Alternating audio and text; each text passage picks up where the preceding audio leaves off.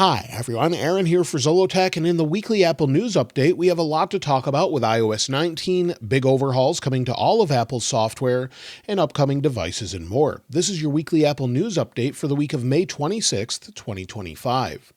Now, the number one thing people ask me this week is if I think the iPhone will jump in price due to a possible 25% tariff. This is something that may be imposed if Apple doesn't build their devices in the United States, and while we don't know the iPhone 17 prices just yet, we could see a price increase, or Apple could actually just absorb that into their overall cost for now. We'll have to wait and see what they do with that, but moving forward, according to analyst Ming Chi Kuo, he says Apple is much better off just losing 25% for now. It would be better than moving factories in the supply chain to the United States. So again, we'll have to see what Apple chooses to do in this situation, but either way, if it's a little bit more expensive, you can see Apple absorbing that, or maybe carriers will absorb the price with different deals. Apple this week brought back There's More to iPhone advertising's campaign in the UK. This is something we had some time ago, and now with all the Apple Intelligence fallout, it looks like they're sort of focusing on features of iPhone itself.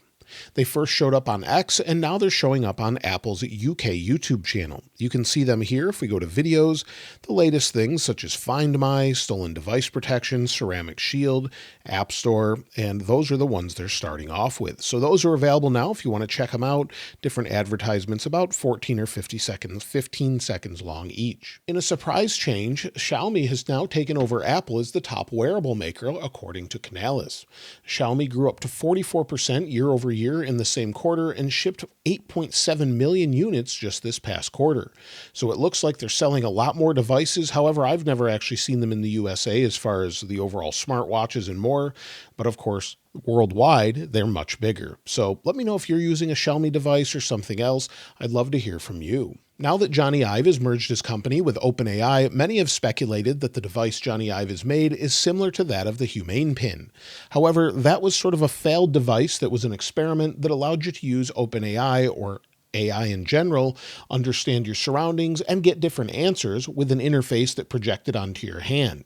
So that was definitely something that seemed a little futuristic, but with Johnny's classic style, it's said to have more of an iPod Shuffle look that you would wear around your neck. Whether it's the smaller iPod Shuffle like this one, or the larger one that was a little bit elongated, we don't really know, but this was a iPod Shuffle that you could wear or just clip onto something, listen to music, and control it with this. So we don't really know what it will look like, but we definitely can think that it will have a great overall design to it, thanks to Johnny.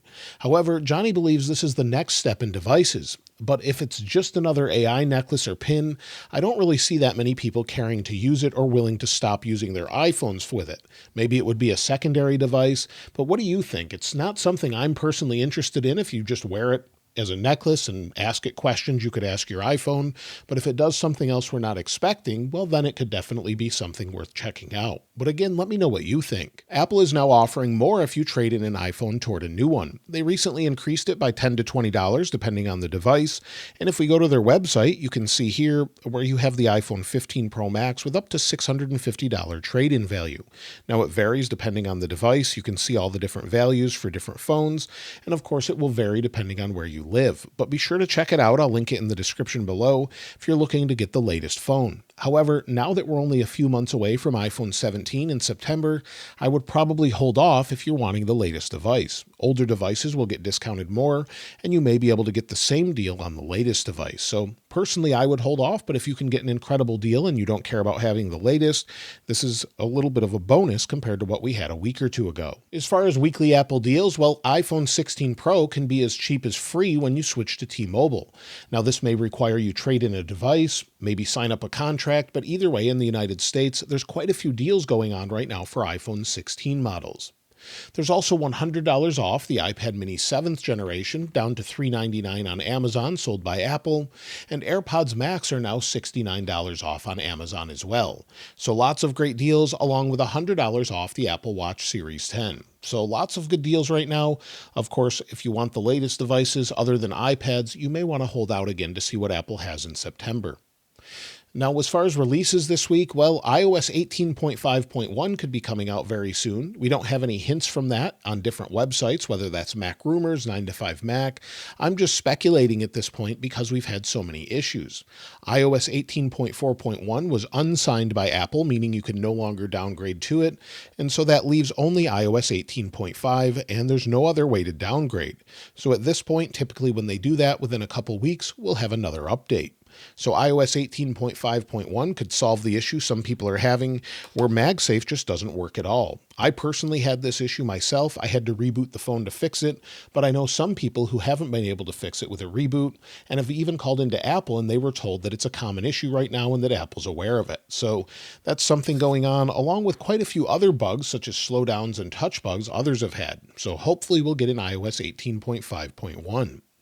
Also, iOS 18.6 Beta 1, many people have been asking about, and we could see that as soon as this week, maybe next week, or after WWDC.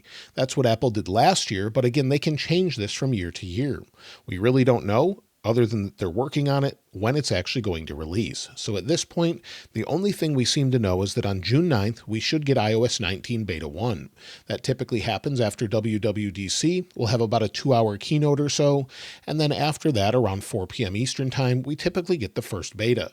Then we can check out iOS 19, iPadOS 19, and all the others. And we're hearing now that Apple is expected to completely overhaul iOS with iOS 19 this year, with not only a new design, but also new ways to interact and use the device according to Mark Gurman.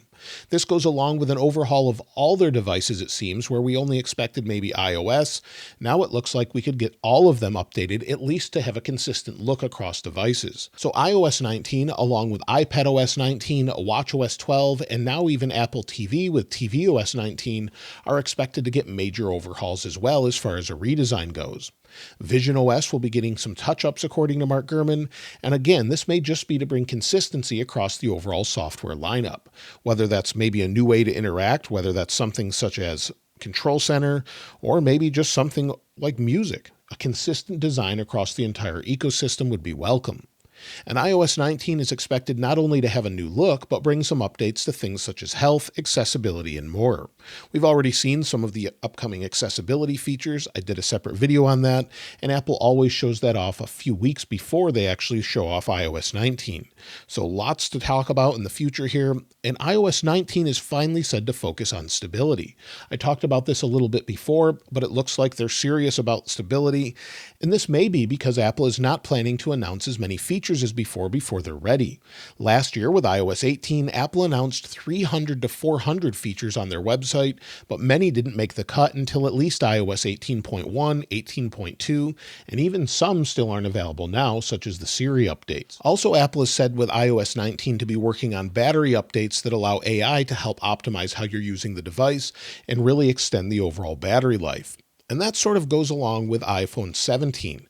iPhone 17 Air is supposed to be a super thin iPhone, and that would mean it would have terrible battery life. We're hearing we could only have maybe around a 3,000 milliamp hour battery.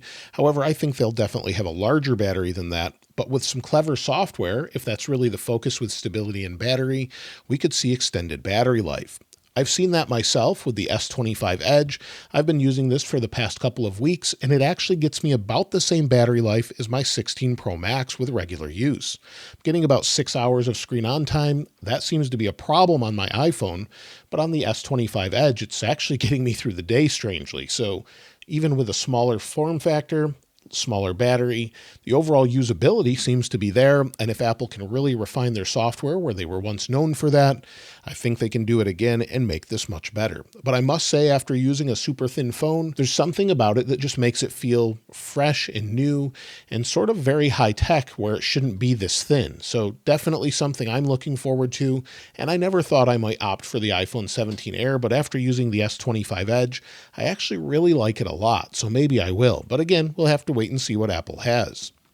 Now, Apple's also said to be working on glasses, not glasses such as a VR headset, but glasses that are more similar to what Meta offers. Basically, they would allow you to use a camera, know information about your surroundings, and according to Mark Gurman this week, Apple plans to release their own smart glasses by the end of 2026. So not only would it have a built-in camera, it would have a microphone and speakers, so you could use things such as music, calls, Siri, and more.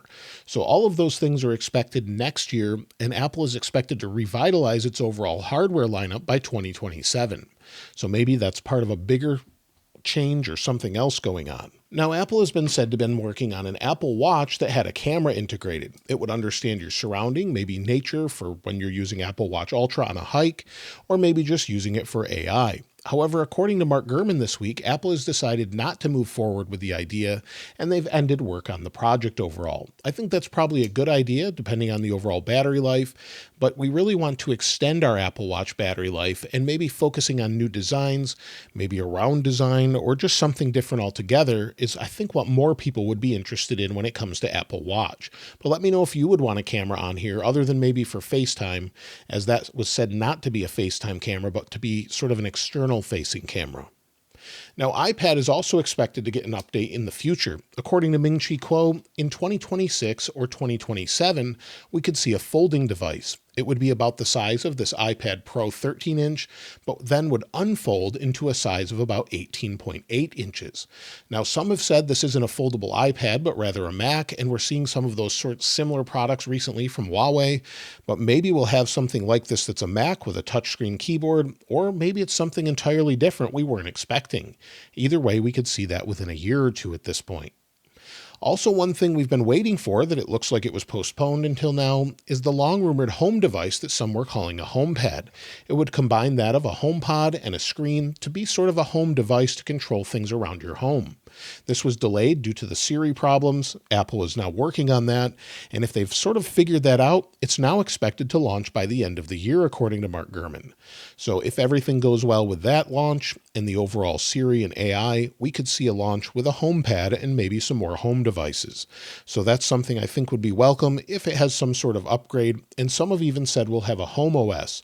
We saw some of that in the code, and we could see an all-new OS to control home devices. And so that's everything this week. Some major updates coming to iOS 19 in just a couple weeks, and I can't wait for WWDC 2025 on June 9th. We're only a couple weeks away at this point, and we should see all of the latest operating systems. We'll have betas throughout the summer, of course, and then public releases typically in September around the new product launches of the iPhone and other things.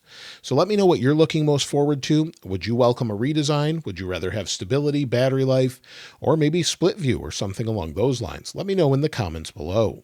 Of course, I'll link this wallpaper in the description like I normally do, and if you haven't subscribed already, please subscribe, and if you enjoyed the video, please give it a like. As always, thanks for watching. This is Aaron. I'll see you next time.